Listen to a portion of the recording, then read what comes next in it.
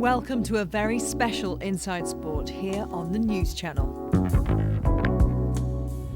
Las Vegas. Many people come here to live the dream, but for Andre Agassi and Steffi Graf, it's a place they call home. On Planet Vegas, the sun shines. It's a unique town. Then again, Andre and Steffi are a unique couple. Both were child prodigies, both were phenomenally successful. Hi, pleasure to meet you. Real pleasure to meet you. Now happily retired, Andre and Steffi granted me a rare interview at the Agassi Prep School, which, along with their two children and Steffi's foundation, form a huge focus in their lives. We've got a nice little setup in one of the classrooms. We'll follow you, lead the way. Okay. Well, let's go back to the beginning of the courtship. In fact, before the beginning of this relationship, because 92, the Wimbledon ball, and the tradition, of course, is the male winner dances with the female. So you two are together at that dinner. That was the first year, if I'm not mistaken, they sort of banned the dance. They said, well, the players sort of took issue with it over the years, so they didn't have it that night. So I worked them real hard to cancel that, yeah. So you were disappointed there was no dance. I was looking forward to were you twirling relieved? her across the dance. Oh yes, because I was practicing with my brother, and it was one of those things I've never learned how to dance the proper way.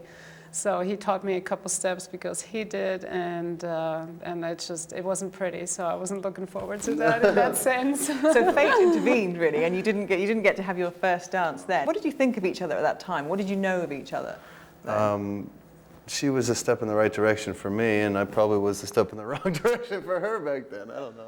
No, I thought the world of Steph for a long time. When you don't know somebody, you only can respect sort of certain things. Obviously, the beauty that you see, but beyond that, just how her life was shaped, the disciplines in it, the relationships, and the loyalties, and there's things you look at that get your attention. So in '99, you were obviously brought together again. Then did you think, right, I've got to seize the moment? It was a bit of destiny in certain senses. I mean, what happened there in Paris was kind of magical for both of us in many ways. But we got to spend time together that summer, and it sort of all went really quick from there. Really fast. Yeah, the relationship obviously very quickly produced your first child then. So that's I think people, when they heard that you were a union, it was just like, oh, brilliant. It's one of those kind of like, oh, what a great idea to get those two together.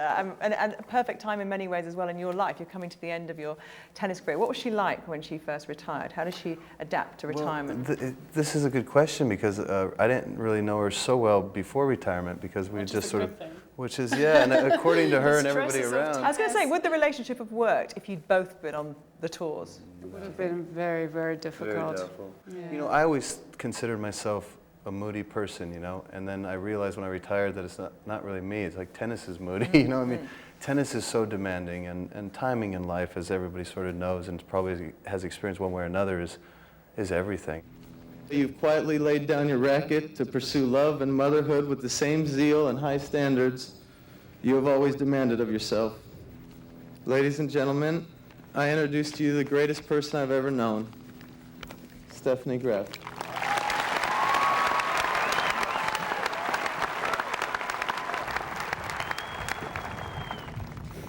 Well, not that this occasion isn't emotional enough, but to hear that you loved so much is amazing. The timing was perfect in the sense that she had all those sort of dramas behind her, and she was like on smooth. Another Yeah. journey in many ways, but Looking obviously, forward to that journey. but then you had to kind of, I suppose, become part of Yeah, I didn't Andre's expect to be comeback, back on the tour or the tennis circuit again. That wasn't quite in the plans for my future. Because one of the things about your tennis career was this kind of like roller coaster love affair with tennis, whether you loved it or whether you didn't. It's kind of like a real love-hate relationship with the sport. I think there are times you feel that way, depending on what side of the bed you wake up on. I mean, it does ask a lot from you, and it does take a lot from you, but it also gives you a lot. I mean, you get to discover a lot about yourself, and you get to sort of, answer questions that you didn't even know normal people don't even ask themselves. Did you enjoy watching him? I enjoyed being there and kind of watch it from a different angle. Were you able to be there purely as his wife, or did you have to get involved with tennis? Did you kind of like, no? No, I mean, sure, there's moments where you talk about it because it's been my life, and and even probably able to assess situations during a match or after a match probably better than most. So But I think just talk, but it's just nothing that. I feel like more so than things that you talk about when you know what the other one does so intimately, it's more about the things that you really don't have to say, you know. There's an understanding without having to say a whole lot, so there's a level of underlying support that you get as a result of that, which is it's pretty cool because it's not easy out there. And then when your son came along, and you know, having a son when you're playing, that must be a whole different thing to deal with as well mentally. Oh, sure. Just even getting from one tournament to another took on a whole different. The logistics. Yeah, the nights, pace and yeah. the sleep and the lack of. Did you have to have separate hotel rooms then in certain tournaments? Certain nights I would sort of be served to venture Just somewhere Give else. them a to release go. pass. Yeah, you know, but it came with such a beauty too, though. I mean, one of the great things about having a child out there in that pressure world is that you can so quickly forget about your bad days and your good days. Really, you come home and it just feels like it's right, and so that helps you with your longevity in some respect because you don't sort of live with those sufferings quite as long when you get to come home to a little one who's counting on you. Did he quickly adapt to becoming an ex-player at home? Oh yeah, very.